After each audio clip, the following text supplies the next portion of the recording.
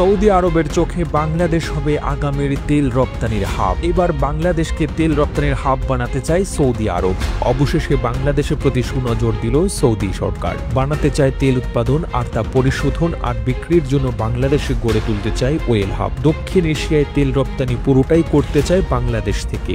এজন্য তেল পরিশোধনাগার গড়ার আগ্রহ জানিয়েছে সৌদির রাষ্ট্রীয় মালিকানাধীন প্রতিষ্ঠান আরাম। এর মাধ্যমে শুধু জনশক্তি রপ্তানি নয়, বাংলাদেশকে ব্যবসায়িক অংশীদার করার সুযোগ দিচ্ছে মরু এই প্রভাবশালী আর ধনী দেশটি, যা আগামীর বাংলাদেশের জন্য হতে যাচ্ছে একটি বড় সুযোগ। তেল পরিশোধনাগার ছাড়াও নবায়নযোগ্য জ্বালানি, গভীর সমুদ্র বন্দর এবং অন্যান্য খাতেও বড় বিনিয়োগ করতে চায় সৌদি সরকার। সত্যিই কি আগামীর বাংলাদেশ হতে যাচ্ছে তেল রপ্তানির রাজধানী? কেনই বা বাংলাদেশকে বেছে নিল সৌদি আরব, আর এতে কতটা লাভবান হতে যাচ্ছে বাংলাদেশের সরকার? সৌদি আরব বিশ্বের বৃহত্তম জ্বালানি রপ্তানিকারক দেশ। বিশ্বের জ্বালানি মার্কেটে যাদের একক আধিপত্য, কেননা তেল রপ্তানিকারক দেশগুলোর সংগঠন ওপেকের সদস্যদের মধ্যে প্রধান দেশ এই সৌদি আরব। সৌদির তেল উৎপাদন কমানো বাড়ানোর উপর নির্ভর করে বিশ্ববাজারে তেলের দাম।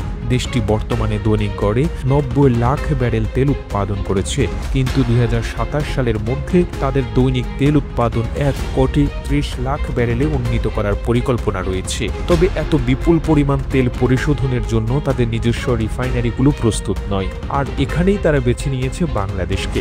সম্প্রতি সৌদি রাষ্ট্রদূত জানিয়েছে, সৌদি আরবের রাষ্ট্রীয় মালিকানাধীন তেল কোম্পানি আরামকো বাংলাদেশে একটি অত্যাধুনিক তেল শোধনাগার স্থাপন করতে চায়। এটা শুধু বাংলাদেশে ক্রমবর্ধমান পেট্রোলিয়াম চাহিদা মেটাবে না, বরং চীন, ভারত সহ প্রতিবেশী দেশগুলোতে তেল রপ্তানির পথ সুগম করবে, যাতে লাভবান হবে বাংলাদেশ আর সৌদি আরব উভয় দেশেই। শুধু তাই নয়, সম্প্রতি ঢাকায় এক অনুষ্ঠানে সৌদি রাষ্ট্রদূত ঈসা ইউসুফ ঈসা আল দুহাইলান জানিয়েছেন, চট্টগ্রাম ও জেদ্দা বা দাম্মামের মধ্যে একটি সামুদ্রিক রুট স্থাপন করলে এটি বাংলাদেশ ও আঞ্চলিক বাজারে দৃষ্টান্তমূলক পরিবর্তন আনতে পারে।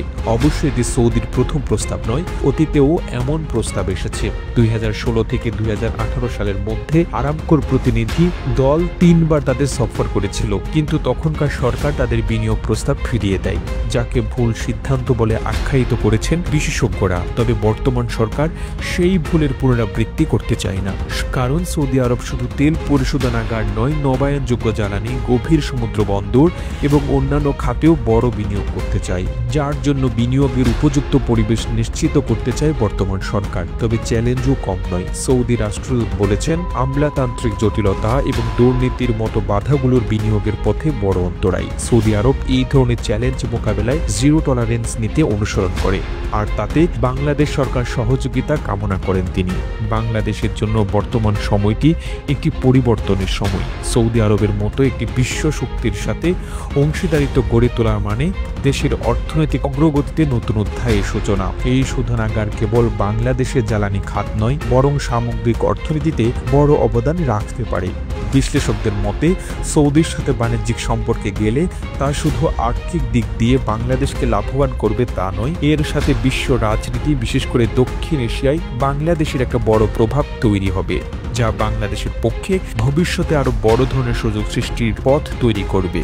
কিন্তু চ্যালেঞ্জ হলো বাংলাদেশ এই সুযোগটা আসলে কতটা কাজে লাগাতে পারবে। প্রতিবেদনটি ভালো লেগে থাকলে আপনার ফেসবুকের টাইমলাইনে এখনই শেয়ার করুন। সেই সঙ্গে বিশ্ব বাংলার ফেসবুক পেজটিকে ফলো করুন ও বিশ্ব বাংলার ইউটিউব চ্যানেলটিকে সাবস্ক্রাইব করুন। আর আপনি বাংলাদেশের কোন জেলা থেকে এই ভিডিওটি দেখছেন আমাদের কমেন্ট করে জানান। আমরা পরবর্তী ভিডিওতে আপনাকে ধন্যবাদ জানাতে ভুলব না।